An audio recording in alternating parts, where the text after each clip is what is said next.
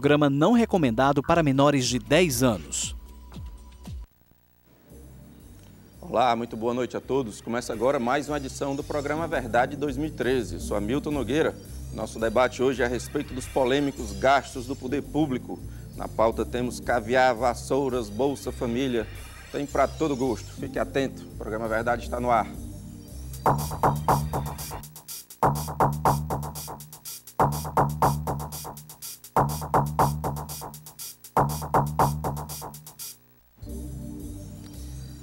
Olá, boa noite. Estamos no ar. Você participa por meio do telefone 3486-1721 ou pelo Twitter Hamilton Nog. Participe ao vivo agora nesta terça-feira. Lembrando que domingo é a reprise a partir das 23 horas. Além de você que participa aí de casa, estão aqui conosco hoje Soraya Vitor. Ela é conselheira do Tribunal de Contas do Estado. Participa também Alexandre Damasceno, gestor público e doutor em economia. Além deles dois, Carla Michele Quaresma, cientista político. Gente, muito boa noite. Prazer recebê-los todos mais uma vez. Bom, primeira questão aqui para a gente conversar. Nós, recentemente, estamos virando piada nacional no que está sendo chamado de farra do caviar, nesse contrato de 3,5 milhões, uma parte desse contrato, né? Algumas vertentes, uma tendência diz que é importante você ter o que há de melhor para servir para autoridades, para visita. Outros acham que é um assinte num estado tão miserável você manter um contrato com tantas comidas esdrúxulas. Gostaria de saber de vocês a opinião de cada um. Quem começa? Primeiras damas? Primeiras damas, né? Primeiras damas, vamos lá. Boa noite, Hamilton. Boa noite, meus companheiros de debate, as pessoas que nos assistem de casa. Assim, eu acho que o caso, né, é mais um exemplo de falta de respeito em relação ao bom uso do dinheiro público. Né? Nós estamos num estado que concentra uma das maiores populações de pessoas na extrema pobreza, é o terceiro estado que concentra a maior população de pessoas na extrema pobreza. O Ceará apresenta uma das piores rendas médias do Brasil, né? Então, assim, nós amargamos dados que realmente não condizem com a administração que passa por cima disso que são necessidades essenciais da população, né? Como trabalho, emprego, como assistência hospitalar, como saneamento básico. Então, não se admite, né, que num estado com tantos problemas, em que, por exemplo, da previsão daquilo que deveria ser gasto em relação a saneamento, esse ano a gente não viu nada acontecer. Então, acho que não é digno de uma república, né, apresentar uma farra tão grande com dinheiro público, né? Isso caracteriza regimes absolutistas, talvez monarquias, né, em que as pessoas estavam completamente desprovidas da possibilidade de participação política. Numa república, né, num sistema que deveria ser aberto, participativo, a transparência, o bom uso da coisa pública são condições essenciais, né? Isso deveria ser condição para a democracia. E aí, obviamente, é claro que a gente tem que, mais uma vez, falar sobre a necessidade do controle social, né? A sociedade precisa entender que esse dinheiro é parte daquilo que é retido em impostos, em contribuições. Então, cada vez mais a sociedade precisa ficar atenta e, se não há nenhuma punição do ponto de vista legal, é importante que haja essa punição do ponto de vista eleitoral, já que essa é a nossa única arma. Aliás, você falou aí da condição de pobreza do Estado, também tem a questão temporal, que nós passamos hoje por uma seca histórica e que não permite brincadeira com o dinheiro público, né? Soraya?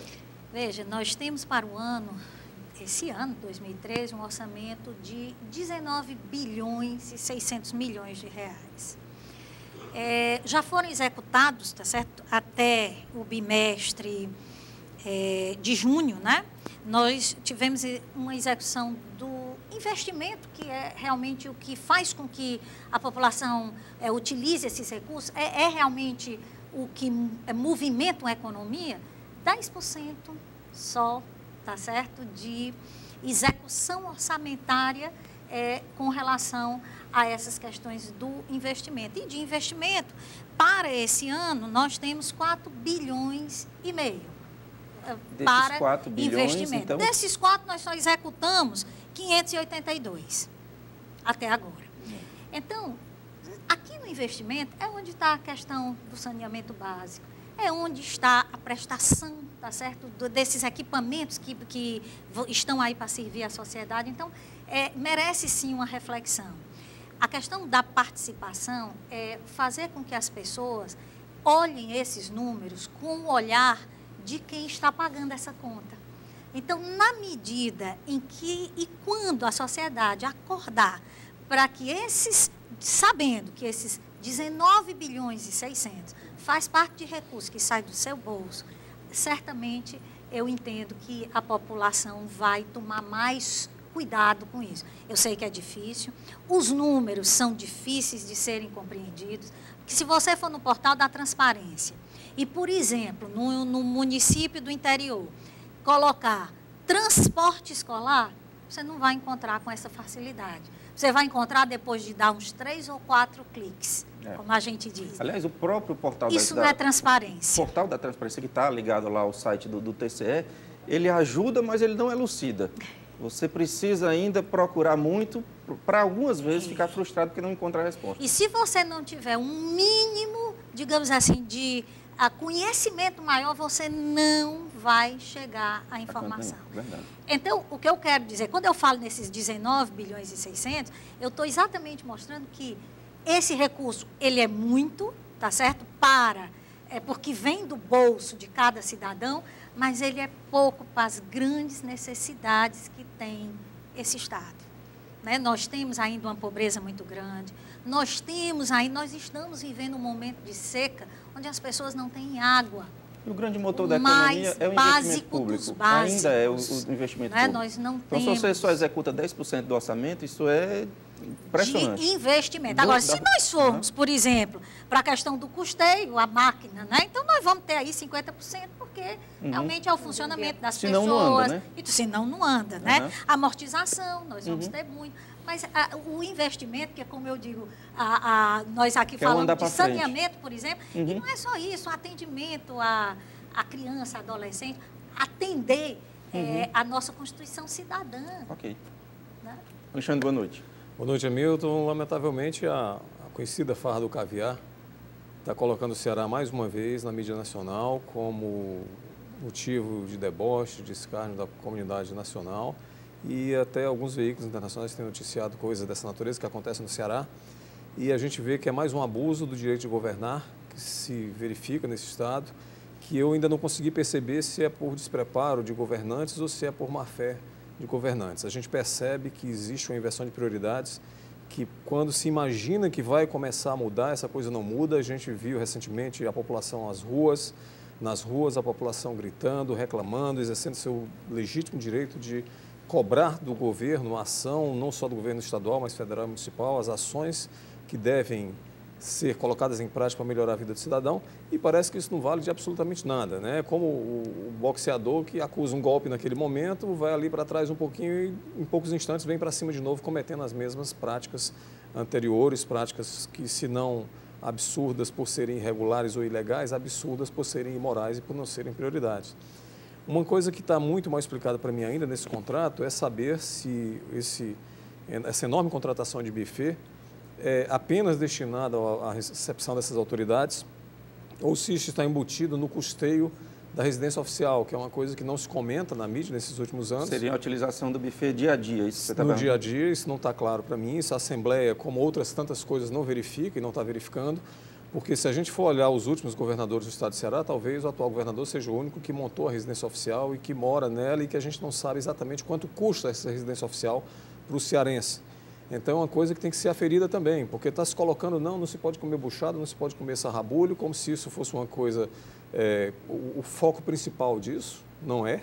Né? A questão são os valores contratados, a questão é o momento crítico pelo qual o Estado passa, que foi colocado por você e colocado aqui pelas ilustres debatedoras, mas a gente precisa ir mais a fundo nisso aí, para saber... Na resposta, na explicação que a gente espera que haja do poder público, há um determinado deboche, né? Inclusive, o próprio governador disse que ia tirar o que haveria de nome estrangeiro. Essa foi a resposta.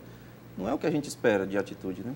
Claro que não. Nós imaginamos que essas despesas, por mais que sejam necessárias, e são necessárias em muitos momentos, elas têm que estar dentro de um valor razoável, dentro de uma rubrica razoável e que seja explicado à população cearense qual é o destino de todo esse alimento, de todos esses recursos de garçons e garçonetes e talheres, enfim, e copos, porque isso certamente não é uma prioridade, assim como a gente vem custeando muitas coisas que não são prioridades e ficando o investimento público efetivo, como foi colocado aqui pela conselheira Soraya, relegado a segundo, terceiro, quarto plano.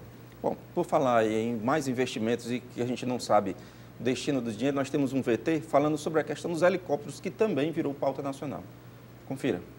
Já virou rotina na Assembleia Legislativa do Ceará. Parlamentares pautados por escândalos envolvendo o governo do estado. Desta vez foi a compra de helicópteros vinculados à Secretaria de Ciência e Tecnologia. O governo já desembolsou para as 3 primeiras aeronaves cerca de R$ 78 milhões. O deputado estadual pelo PDT, Heitor Ferrer, entrou com um requerimento pedindo explicações sobre a aquisição do executivo cearense. Não existe autorização para aquisição de helicópteros. O que existe é uma autorização apenas no sentido de autorizar o governo a adquirir na Alemanha material para modernização do estado do Ceará, modernização tecnológica. Até que ponto um helicóptero é modernização tecnológica para a Secretaria de Ciência e Tecnologia? Parlamentares de oposição se dizem enganados pelo governo do estado. Segundo eles, a mensagem do executivo não especificava a compra de helicópteros. Mas é a forma de como conseguir esses empréstimos, burlando aí a lei da transparência pública. Foi solicitada a compra através da Secretaria de Ciência e Tecnologia e não pela praça da Segurança Pública. Portanto, o governador, mais uma vez, burla a Assembleia Legislativa. Segundo o líder do governo na Assembleia Legislativa, os helicópteros foram adquiridos para modernizar o estado. Ele afirma ainda que o parlamento cearense aprovou a mensagem que dava conta da verba que possibilitou a compra das aeronaves. O deputado lê só o que lhe interessa. Na mensagem, ele é claro, ele está escrito que entre as áreas que vai atender, na área de segurança pública, com a aquisição de equipamentos de alta tecnologia, para demandar a segurança pública do estado do Ceará. A questão da saúde, esse projeto, o Promotec, ele foi criado pela Secretaria de Saúde, pela academia, pelas universidades, a UVA, a URCA, a UES, pela Secretaria de Segurança Pública. Portanto, foi um projeto que foi discutido em 2011. Para a liderança do governo, a questão é política. Na tentativa de desinformar, e parece que efetivamente já 2014 foi antecipado, estão querendo politizar essas questões. Por isso é importantíssimo a população não minimizar o voto em 2014 e 2016 no parlamento. Porque o parlamento às vezes fica meio esquecido, as pessoas não sabem bem qual o papel e deveria estar fiscalizando ao invés de só defendendo a qualquer custo, qualquer coisa que é apresentado pelo Executivo. Aliás, constitucionalmente, cabe ao Legislativo fazer a fiscalização. O deputado Tim Gomes hoje praticamente convocou a isolar o Heitor Ferrer justamente para que ninguém fiscalize. Há duas questões extremamente graves, né? Primeiro é o fato da compra desses helicópteros, né? Com a alegativa de modernização tecnológica, né? E aí o líder do governador, né? Infelizmente, uma colocação mal feita, né? Porque em assistência hospitalar foi-se investido, nem 5% do que estava previsto foi investido esse ano em assistência hospitalar. A segurança no estado do Ceará, eu acredito que nem haja necessidade de comentários, porque nós vemos uma situação hoje de amedrontamento. As pessoas estão com uma sensação de insegurança muito grande, que nós estamos vendo na rua.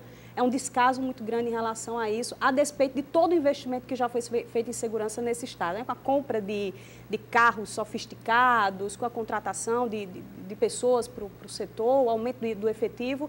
E o que a gente viu em termos de retorno foi o aumento da criminalidade, o aumento da violência, o aumento do número de homicídios nesse estado.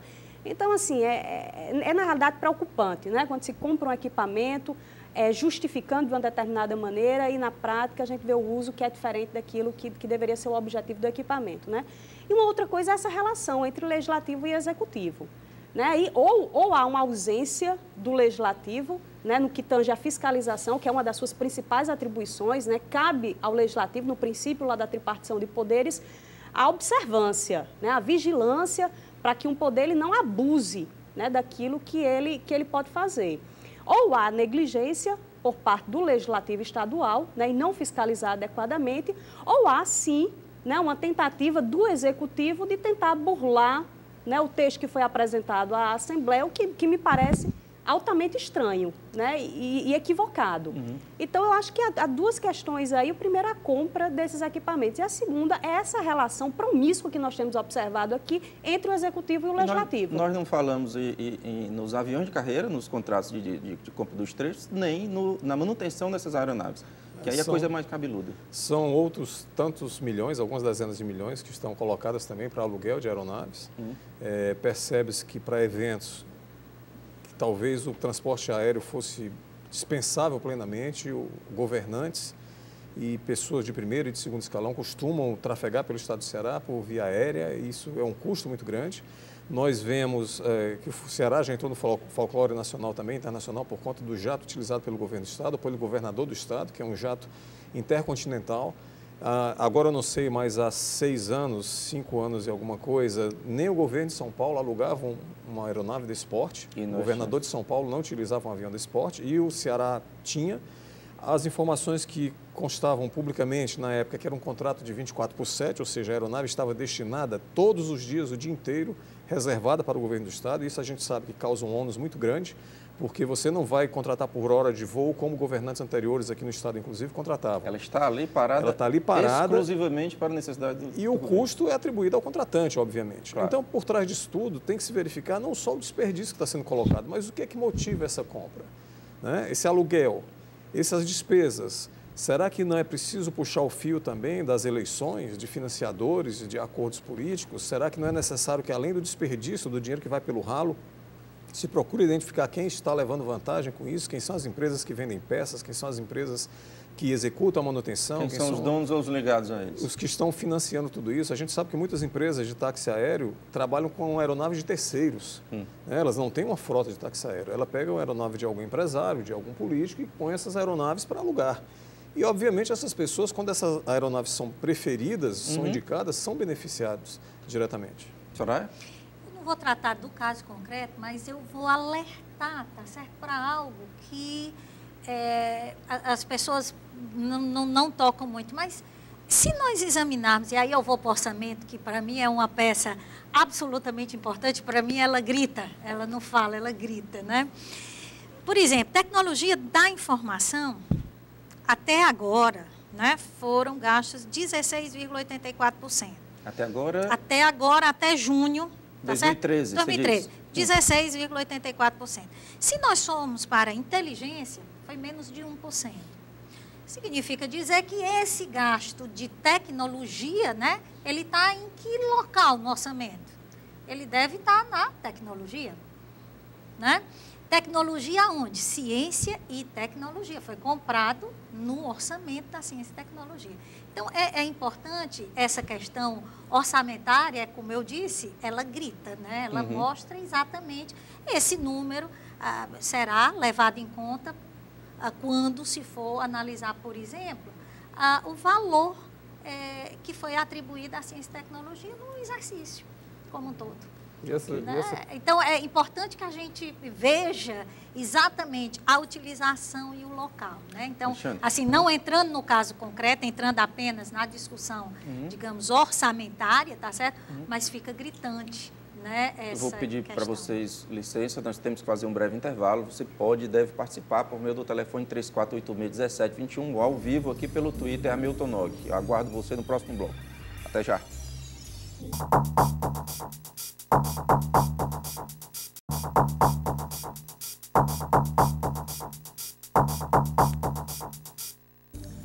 Olá, estamos de volta, segundo bloco do programa Verdade de hoje, discutindo as polêmicas dos gastos públicos. Bom, além de você que participa aí por meio do telefone 3486-1721 ou pelo Twitter Hamilton Nog, ao vivo aqui nesta terça-feira, domingo é reprise às 23 horas, lembrando.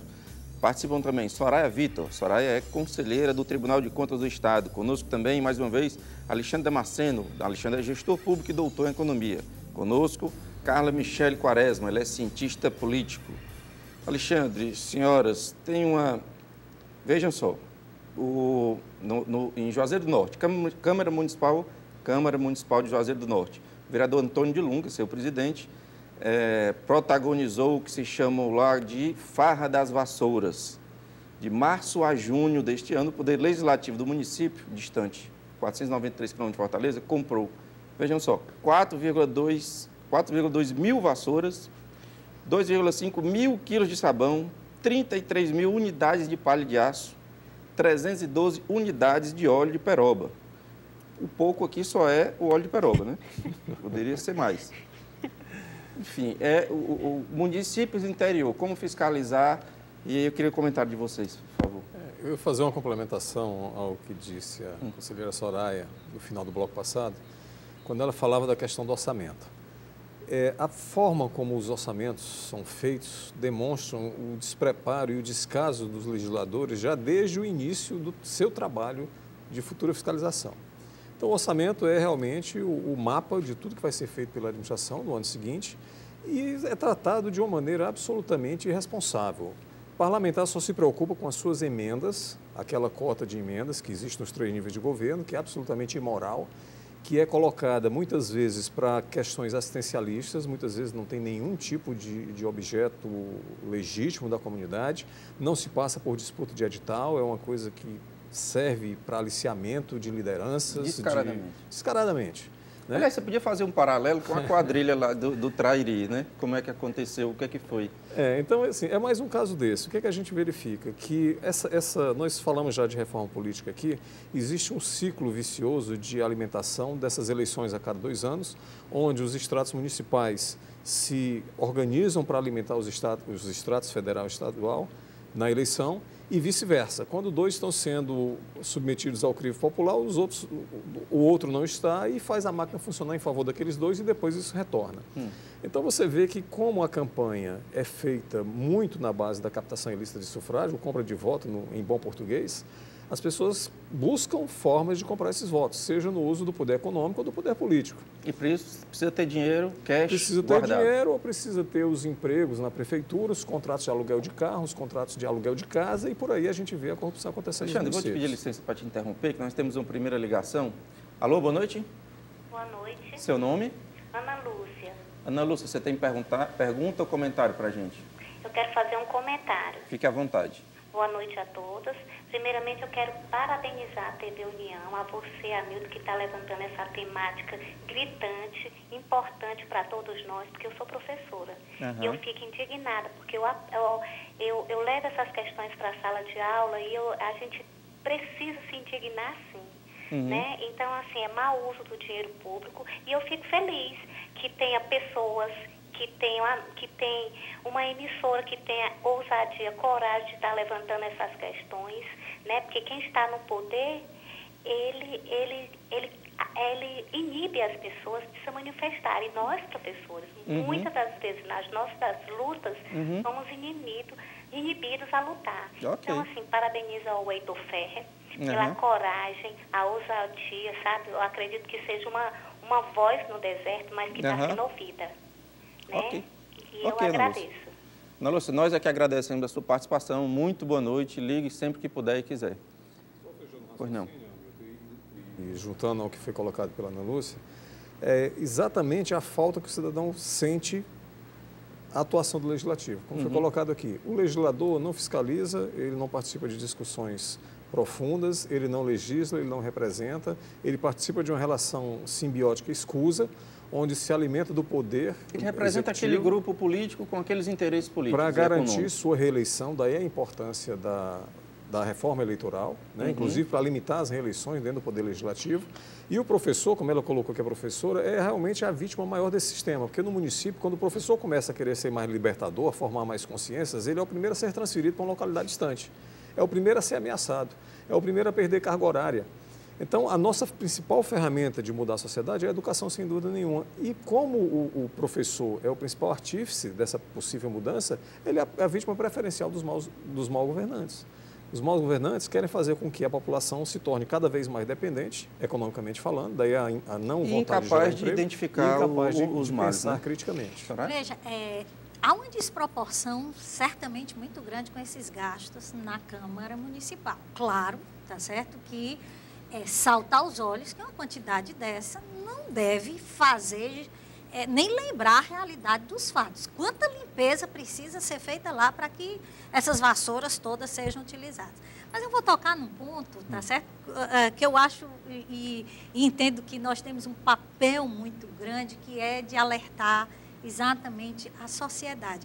Nesses grupos colegiados, tá certo? Há sempre uma, digamos assim, relação de muita amizade, onde você faz e eu não digo, você faz, quando eu precisar de alguma coisa eu também não digo, e a gente, uma mão vai lavando a outra e essas questões todas ficam, digamos assim, escondidas. Foi o que aconteceu no caso de Juazeiro. Havia uma oposição que conseguiu levantar, e olha, não foi fácil. O que eu quero dizer é que as coisas são feitas de modo a que, com toda lei de acesso à informação, com toda inversão de valores que foi dada com a lei de acesso à informação, ou seja, o que é a exceção hoje é o que fica escondido e não o contrário, nesta era, em todos os municípios, tendo isso, a dificuldade que se tem, e só surgiu nesse caso porque uma voz se levantou, e na hora que se levantou, aí veio o absurdo de se descobrir. Então, é muito importante nesses colegiados que haja, por exemplo, as lideranças aconteçam sem que precise fazer acordos, seguindo o princípio republicano da Constituição, dando a possibilidade de todos serem os amigos e os não amigos, porque aí sim você não terá essa questão colocada. Isso vale para a Assembleia, isso vale para qualquer tipo de colegiado. Então, claro fica que aí há um descompasso. Mas a senhora está falando num caso de uma oposição aguerrida que vai lá, mas isso. Nós temos visto muitos casos, a Assembleia e Câmara Municipal, mais ou menos, em que a oposição é esmagada, é uma minoria absoluta, não consegue aprovar nenhum requerimento, não consegue... E aí? Aliás, você foi oposição solitária, né? Isso que a questão do traria que você se referiu era o reflexo disso tudo, né? Para reeleger a base que apoiava o prefeito na época, toda a máquina da prefeitura... Você era vereador? Era vereador. Fui vereador de 2005 a 2008. Na época da eleição do prefeito, eu fiz parte da base de apoio, porque a proposta era uma proposta diferente, uma proposta inovadora, só que no primeiro mês de exercício do meu mandato, percebi que aquilo não estava sendo colocado em prática. E comecei a fazer o meu papel de fiscalizador, independente de ser oposição à situação, porque a fiscalização tem que ser, na minha visão, independente de para que lado você torce, né, para que partido você está torcendo. E houve uma cooptação dos demais vereadores, eu era conhecido como vereador do 8-1. E nessa reeleição do prefeito, toda a máquina foi colocada à disposição a qualquer preço. Então, se distribuía cesta básica, dentadura, kit natalidade, kit maternidade, enfim, tudo que era possível, kit de bicicleta, motocicleta, o que se podia utilizar de recurso público para fazer Lembrei agora dos kits sanitários, já a gente Pois é. Então, a gente vê que, na verdade, Hamilton, a raiz do problema está na falta de educação política, de consciência política do nosso povo, porque o modelo foi feito para isso. Foi feito para esmagar a consciência política do povo, para que a pessoa eleja porque apareceu com um discurso bonito, com um carro bonito, que é amigo do deputado fulano, do senador fulano, do governador, do prefeito, de quem quer que seja, e com isso compra uma falsa imagem e o exercício do mandato já entra viciado porque houve um apoio econômico e político desproporcional àquilo que estava sendo praticado, e isso vai ser pago numa moeda muito cara, que é a corrupção, tanto no que diz respeito ao mau uso do recurso público, como o direcionamento de votos captados de maneira irregular. E como é que ficou o final do processo 8-1? Conseguiram a cassação? Foram cassados, à época, 5 vereadores, 6 suplentes, mas todas as minhas iniciativas... Também? Não, prefeito não. As minhas iniciativas voltadas para o Executivo, que eram a fiscalização mais concreta, que era o meu papel, que tinha uma dificuldade enorme de conseguir documentos, né? Eu, como parlamentar, para conseguir pasta, tinha que aproveitar um descuido da pessoa da limpeza para tirar uma pasta para fiscalizar. Porque o Tribunal de Contas do município acabou a sala do vereador.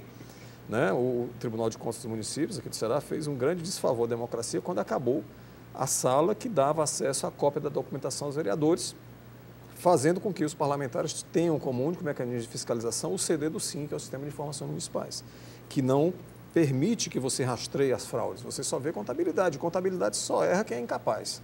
E nenhum escritório de contabilidade que atende a prefeitura é incapaz, pelo contrário, são muito preparados nesse tipo de coisa. Não, tem uns aí especializadíssimos. Bom, temos mais uma ligação. Alô, boa noite. Boa noite. Seu nome? Maria Lúcia. Maria Lúcia, você tem pergunta ou comentário para a gente? Tenho. Eu tenho as duas. Fique à vontade. É o seguinte, o povo fala muito do governador, Certo. E tem de que falar, mas tem do que ele faz muito também pela cidade. Agora vamos perguntar ao nosso ex-vereador aí o que foi que ele fez pelo Trairi, que é uma cidade esquecida, abandonada pelos políticos, como ao redor também as praias todas se acabando e as casas, porque não existe um político que resolva os problemas de lá. Aliás, que faça nada. Você escuta tudo na Assembleia, alguma coisa para o interior. Agora, para o Trairi, você não escuta nada. Parece que nunca existiu um político lá. Você é de lá, Maria Lúcia? Não, mas eu conheço muita gente bem. de lá. Tá bom. Muito obrigado pela sua participação. Então, eu queria saber disso, que me desse uma resposta. Por que o Trairi é tão esquecido e o Mundaú, uma praia tão linda, maravilhosa. Freixeira não, mas Mundaú, Ipuaca, tudo para ali, são todos esquecidos. Maria Lúcia, muito obrigado pela sua participação. Muito boa noite. Alexandre, o que foi que você fez pelo Trairi? Hamilton, eu estava começando a falar disso. A atuação de fiscalização levou a uma série de denúncias minhas, comprovadas, nenhuma denúncia foi leviana, tanto que nós conseguimos, à época, anulação de concurso público fraudado, onde as pessoas indicadas é que tinham passado. E isso não é obra, não aparece, né? Não aparece, né? E assim, vereador não tem como fazer obra, efetivamente, a gente está lá para fiscalizar, está lá para encaminhar o resultado dessa fiscalização, se for para o bem, para poder divulgar, se for para o mal, para poder denunciar. Houve um ano específico em que eu denunciei um desvio de 75% do dinheiro da merenda escolar. 75% foi desviado, isso comprovado com documentação fiscal. Eu fiz as mesmas compras no supermercado, usando produto de marca, sem licitação, enquanto que a prefeitura compra com licitação no atacado e produto sem marca. Essa denúncia virou, mexeu, rodou por todos os caminhos, está no FNDE, um processo de mais de 16 mil páginas já e não chega a uma conclusão. Isso eu estou falando de 2007, veja a morosidade que nós temos da punição de maus gestores públicos. Praças superfaturadas, também houve denúncias com recurso do Prodetur. A questão de merenda escolar, não só do desvio, mas da qualidade, que estava causando infecções bastante graves.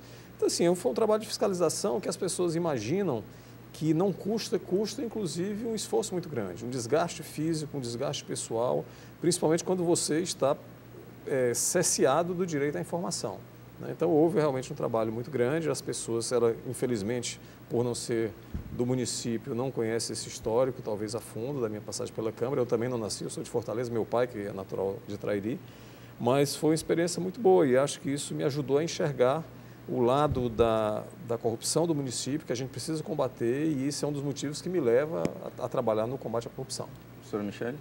Hamilton, eu percebo assim, a situação no interior, eu acredito que há de muita naturalização, né, dessas relações. Você tem donos do poder, como diria o Raimundo Faoro, né?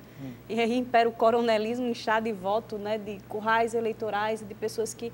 Assim, você tem, por um lado, uma população que não é assistida, né, que entende no momento eleitoral o momento de se beneficiar da atividade política, né, porque é somente nesse momento que as pessoas podem ter algum tipo de benefício mais imediato, né, já que depois não tem saúde, né? Não tem educação, não tem transporte, não tem absolutamente nada. Então, é no momento eleitoral que ela se beneficia da política, né? Depois disso, a política é coisa dos outros, está muito distante delas. Então, assim, você tem esse fenômeno por um lado, né, e por outro lado, um sentimento de impunidade muito grande, né, por parte desses gestores. A gente tem, nos últimos anos, tem feito a exposição aí de uma profusão de escândalos, mas a gente não consegue dar conta de resultados, até porque eles demoram demais e alguns não chegam. Isso gera a tal da sensação de impunidade de que vale a pena roubar. Exatamente. E aí nem há, do ponto de vista legal, a punição, nem tampouco do ponto de vista eleitoral, né? Porque esses indivíduos são acusados e aí a possibilidade, por causa dos inúmeros recursos, de se candidatarem novamente, são eleitos novamente, exercem o mandato novamente, reproduzem as mesmas práticas, né? E a população continua desassistida, continua sem ter acesso àquilo que deveria ser essencial. Kits sanitários, como é que ficou, Soraya? Como é que está esse caso?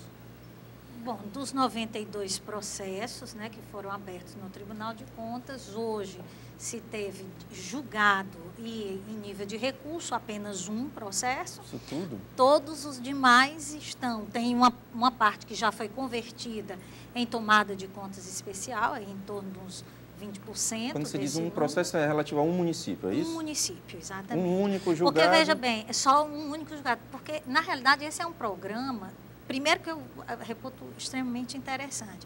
E um programa que naquele exercício ele estava previsto um gasto de 17 milhões de reais. Não é um valor que se possa dizer que é desprezível, né?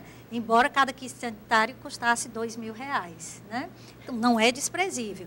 E executado, pelo menos pago, né, 10 milhões de reais. Então, é algo realmente relevante, né? E o tribunal está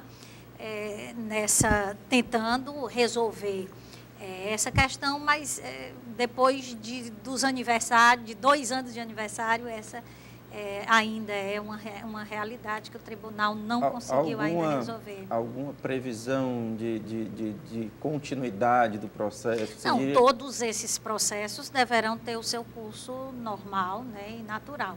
Só que é exatamente essa questão, quer dizer, fica... E por que tanta morosidade, senhora? Onde é que pega? É a legislação, é a estrutura, é pessoal, o que é? Eu diria que é um conjunto de todas essas coisas e mais ainda a legislação, onde você tem que ouvir as pessoas, onde tem que ser dado realmente todo o direito de defesa, que é constitucional, e é correto, não se pode trabalhar em cima dessa questão e priorizar de fato, tá certo? Todas essas questões. Já passou da hora da gente rever a questão do número de recursos também, né? E essa questão também dos julgamentos, Hamilton, eu tenho pelas cortes, eu me preocupo muito, e a gente já teve a oportunidade de discutir bastante isso, a forma como são compostas as cortes e a forma como é dado o acesso aos membros dessas cortes, né? O Tribunal de Contas dos municípios, dos estados, independente de qual unidade da federação seja, também os tribunais superiores, enfim, são compostos por pessoas indicadas, que por mais que passe por algum processo seletivo, em alguns casos, indicação da OAB, indicação disso ou daquilo, acabam sendo indicação, e essa indicação, querendo ou não, gera um vínculo político desaconselhável para um órgão fiscalizador. Então, você vê a composição dos tribunais hoje, você vê um grande número de ex-deputados que foram indicados pela Assembleia. Então, se os deputados estão hoje indicando um dos seus pares ou um ex-par para ficar numa corte que vai lhe fiscalizar, que tipo de independência ou que tipo de isenção esse indicado tem para poder fazer essa fiscalização? Né? Se essa indicação é fruto de um acordo de 5, 6, 8, 10 partidos, como acontece no estado do Ceará. Então, é uma coisa complicada, né? Você vai entregar, até um dia eu estava comentando aqui, que você entrega a chave do galinheiro para a raposa tomar conta. Então, é complicado isso. Obviamente, isso não acontece com todas as cortes, nem com todos os membros, mas isso é uma realidade brasileira da qual a gente não pode fugir. Ok, bom. Temos que fazer um breve intervalo, voltamos daqui a pouco com o último bloco do programa Verdade. Você ainda pode participar, 3486-1721 ou Twitter Hamilton 9. Até já.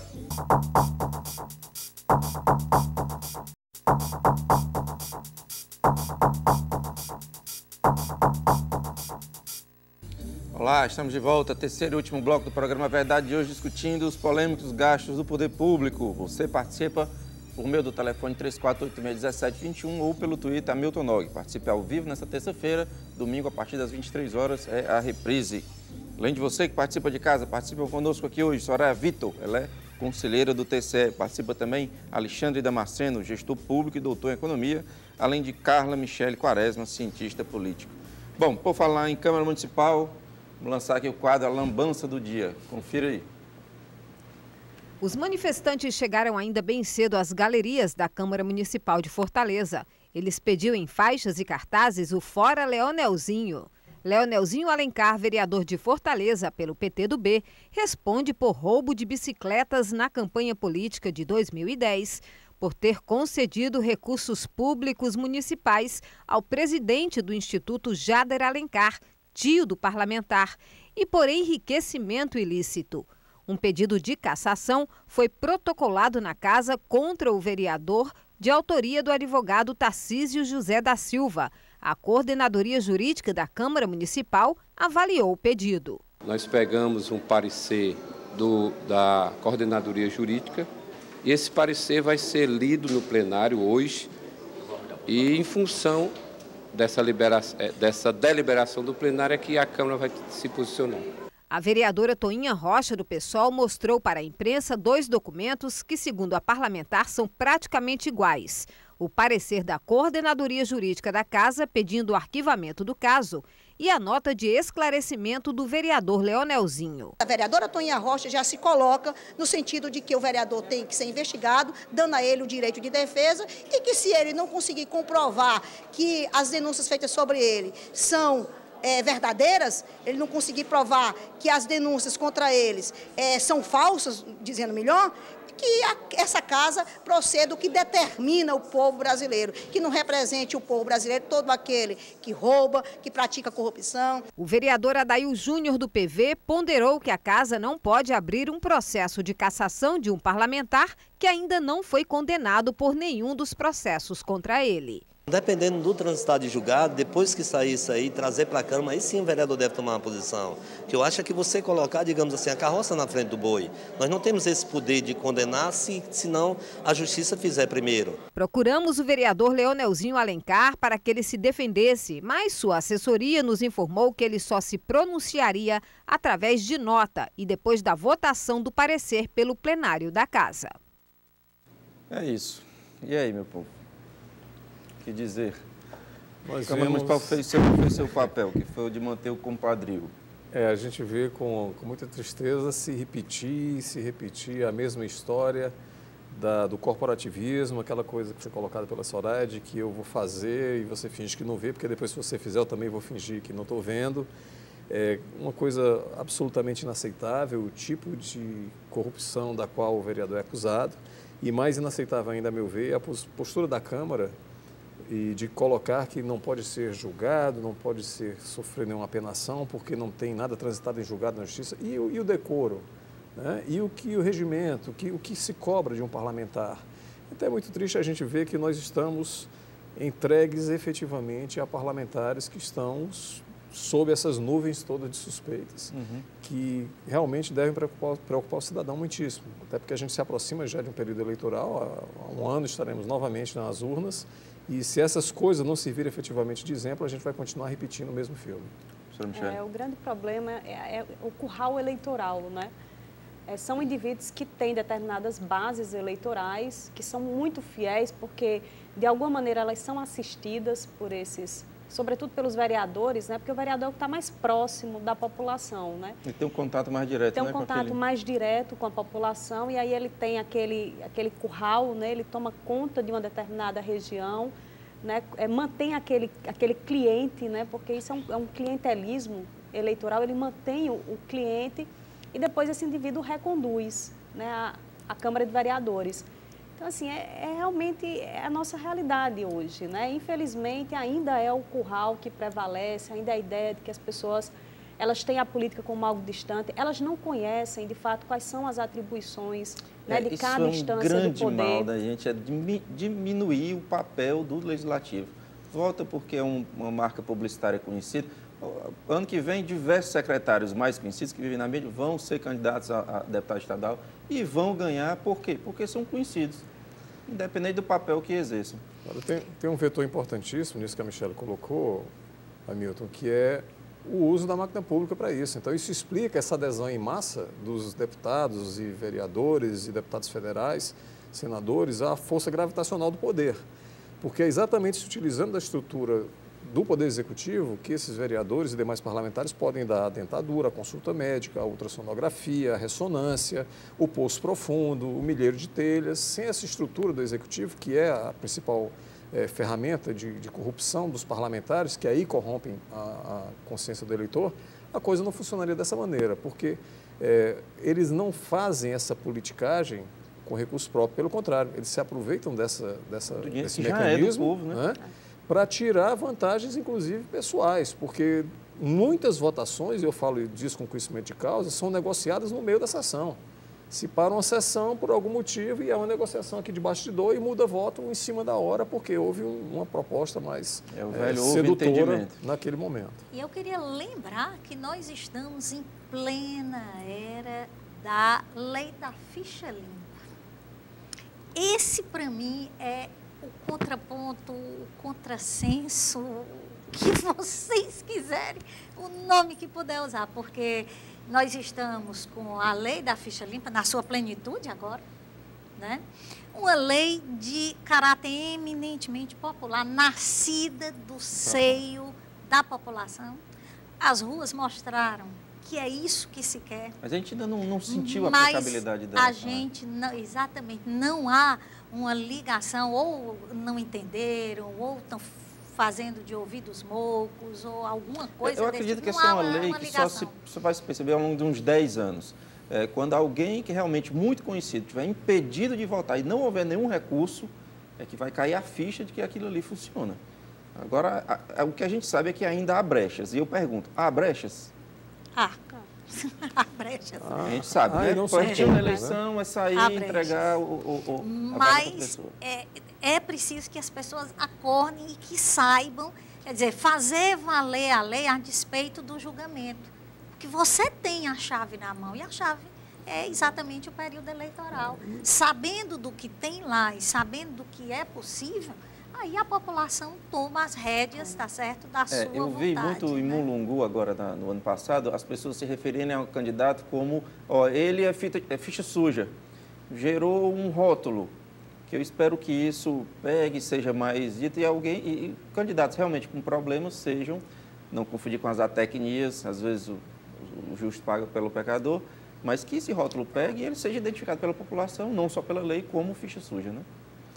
Agora, o problema também é o seguinte, né?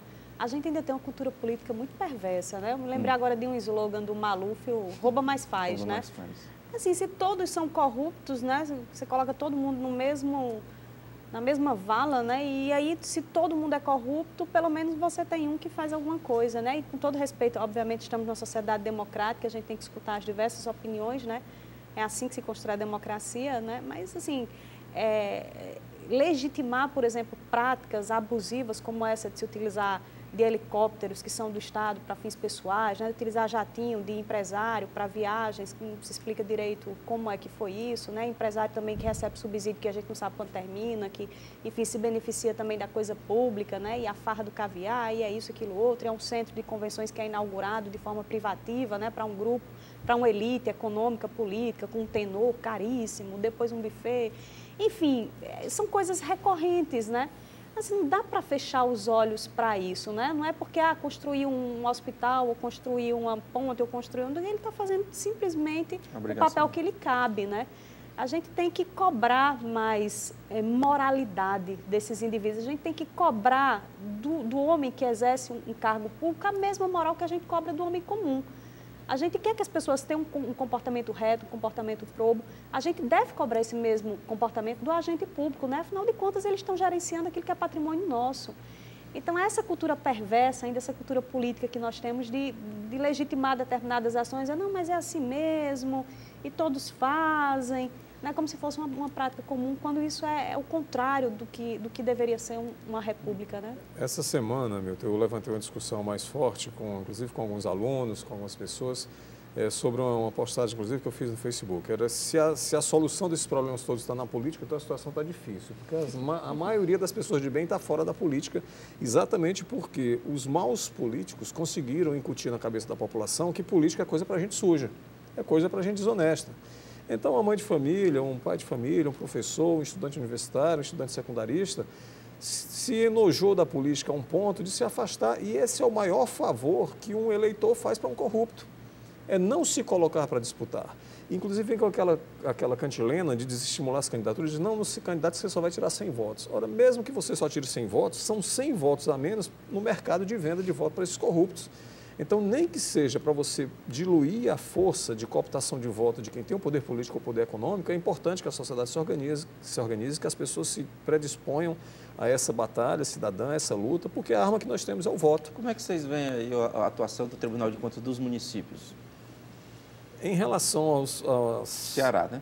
Tá, eu vejo com preocupação, porque a demora realmente é muito grande. A gente viu recentemente, eu realmente não sei como está isso, uma tentativa de gerar um prazo para caducar as denúncias, né? Realmente eu não acompanhei isso, já tem acho que uns 4, 5 meses, ou seja, uma denúncia, se não julgada em tanto tempo, caduca e aí está limpo para poder concorrer a outras eleições, não vai poder ser apenado nem no criminal, muito menos no eleitoral. Então isso me preocupa, a falta de celeridade. E a gente volta para a questão da composição das cortes. Se as cortes são compostas por pessoas indicadas por grupos políticos, essas pessoas têm todo o interesse de produzir a morosidade dentro do processo de apuração. Então, se tem uma dívida, né? Você está ali naquela situação confortável, uma coisa que é praticamente vitalícia, você se aposenta com idade ou quando sai na compulsória, quando você completa seu tempo de contribuição. E nós vimos casos recentes que não quer sair de jeito nenhum e próprios conselheiros, assim, membros de cortes que têm situações irregulares flagrantes de acumulação ilícita de salários, enfim, que se agarram e vão expostos à mídia, que não tomam posição, fingem que não é com ele e brigam pelo último centavo.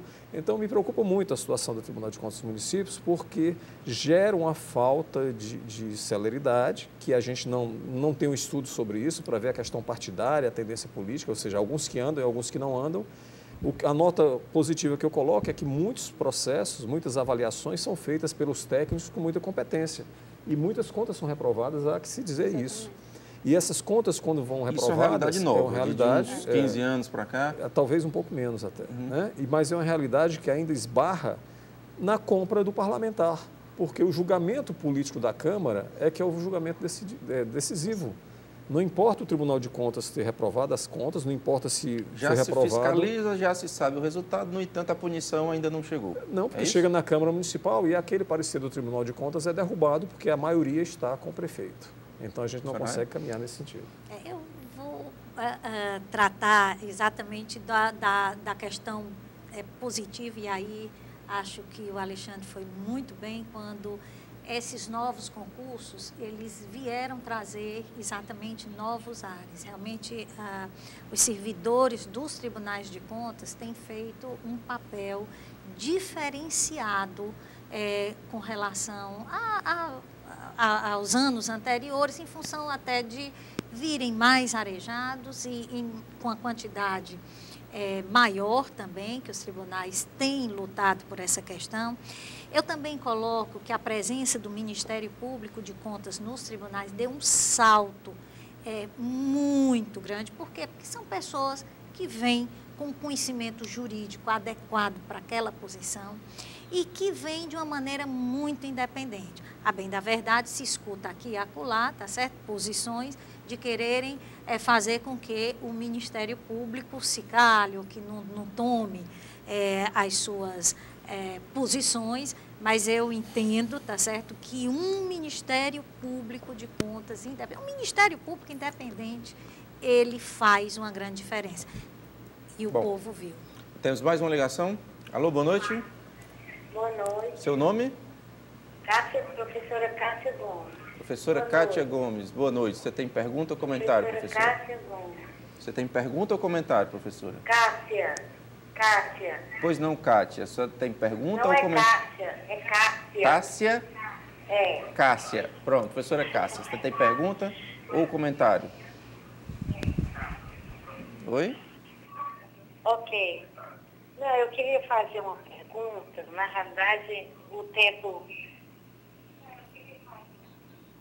é muito curto para mim, eu ainda não me inteirei desse assunto. Professora, evite ouvir pela televisão, tá? Ouça só pelo telefone, por favor. Ok. Tá bom. Então, eu queria fazer uma pergunta. Pois não, fique à vontade. Sobre a questão do escândalo dos consignados, né? Porque o Heitor Ferrer denunciou. Muito bem lembrado. Foi até a Assembleia Legislativa, colheu documentos, que o genro do secretário da Casa Civil, Ariado Pinho, junto com o Bradesco, junto com o senhor governador, estavam implicados, né, nessa questão do repasse, de superfaturamento desses consignados, da qual eu sou vítima, certo. como funcionário público. Então, eu queria saber como é que nós vamos resolver isso, em que pé está esse processo. Como é que está esse processo? Professora, muito obrigado pela sua participação, muito boa noite. Desculpe pela confusão com o seu nome. E aí? Soraya, né? Escândalos, né? E esse a gente nem lembrava, né? Nem lembrava mais, porque os escândalos se sucedem, né? Eu não sei se há algum processo no Tribunal de Contas tramitando com relação a essa questão. Eu não tenho conhecimento se existe algum processo nesse sentido. Não, né? Infelizmente, eu não tenho como responder esse questionamento, se foi feito ou não. O que eu tenho notícia é que o Ministério Público Estadual estaria analisando. Mas isso, notícia de jornal, eu não sei até, assim, não posso garantir realmente que essa questão esteja... Gente, infelizmente chegamos ao final, rapidíssimo programa, 30 segundos para cada um, para as considerações finais. Quem começa? Eu posso Você começar. já está com a palavra? Eu entendo como absolutamente relevante nós estarmos aqui hoje, até para debater algo que é muito importante. Gasto lembra imposto. Imposto é o que nós pagamos, querendo ou não querendo. Então, esses dois pilares são muito importantes. Então, eu conclamo toda a sociedade, façam as denúncias, levem ao tribunal, não se desanimem com a demora. Há diversos, hoje, organismos que abrem a possibilidade de fazer as denúncias. Eu até vejo o depoimento que o Alexandre deu da dificuldade que tem, mas os mecanismos de transparência só se tornarão efetivos se nós cobrarmos. Então, essa é a mensagem que eu gostaria de deixar como membro do Tribunal de Contas. Inclusive, vão ao Tribunal de Contas, assistam nossas sessões, dia de terça-feira, às 15 horas. Vocês vão ver e vai fazendo com que a própria corte se acostume com a presença do cidadão no seu... Onde é que fica? Fica na Sena Madureira, bem pertinho da Cidade das Crianças. Ok. Alexandre? Eu queria colocar ao final, Hamilton, a importância de o cidadão ter sempre em mente que a fiscalização não é uma coisa para ser feita a posteriori. A fiscalização tem que ocorrer para que não aconteça o ilícito, para que não aconteça o dolo, para que não aconteça um prejuízo concreto para a população. E a melhor forma, a meu ver, de evitar que isso aconteça, de prevenir tudo isso, é votando bem, é escolhendo bem os seus representantes do Poder Executivo e os representantes do Poder Legislativo. Porque o voto, depois que apertou o botãozinho verde, já foi. São 4 anos que nós vamos amargar uma má escolha ou 4 anos que nós vamos festejar uma boa escolha. Então é fundamental que a gente aprenda com esses desmandos que vemos a toda hora, em todos os níveis de governo, o sofrimento que a população passa, o descaso com que o cidadão é tratado, com que as categorias profissionais, tanto públicas como privadas, são entendidos, para que a gente veja a necessidade de escolher melhor quem nos representa, quem vai governar os nossos destinos durante os próximos 4 anos. Essa é a mensagem que eu deixo, essa é a minha pregação, com tantas cartilhas que eu tenho escrito, com tantas palestras, com tantos seminários que eu tenho feito pelo Brasil afora, para que a gente tenha mais consciência, que a gente vote certo e concluir com aquela frase que eu sempre digo, que parece muito boba, mas é verdadeira, que a política está do jeito que está, porque a gente vota do jeito que vota. É a coisa mais simples que eu poderia deixar de recado. Então, eu queria agradecer mais uma vez pelo convite, né, as pessoas de casa que nos acompanharam nesse momento, e dizer que é fundamental, né, que as pessoas controlem, né, a representação, ela também deve ser controlada, né, não é somente de 2 em 2 anos ir às urnas e apertar no verde, porque a gente só confirma, né, aquilo que já é determinado por elites econômicas, midiáticas, é fazer esse acompanhamento, né, é compreender melhor o que cada instância de poder tem como atribuição, saber qual é o papel do vereador, saber qual é o papel do prefeito, do governador, saber quais são os limites constitucionais, saber quais são os limites morais para a atuação desses indivíduos e controlar a sua atuação, né? A gente tem também que entender que a democracia ela tem que ser aprofundada e ela só se aprofunda com o controle da sociedade, com a participação efetiva do cidadão. Gente, muito obrigado pela participação de vocês. Obrigado a você que esteve conosco. Não despreze seu voto no parlamento. Ele é tão importante quanto o executivo. Grande abraço. Terça-feira que vem a gente está de volta com mais a verdade. Tchau.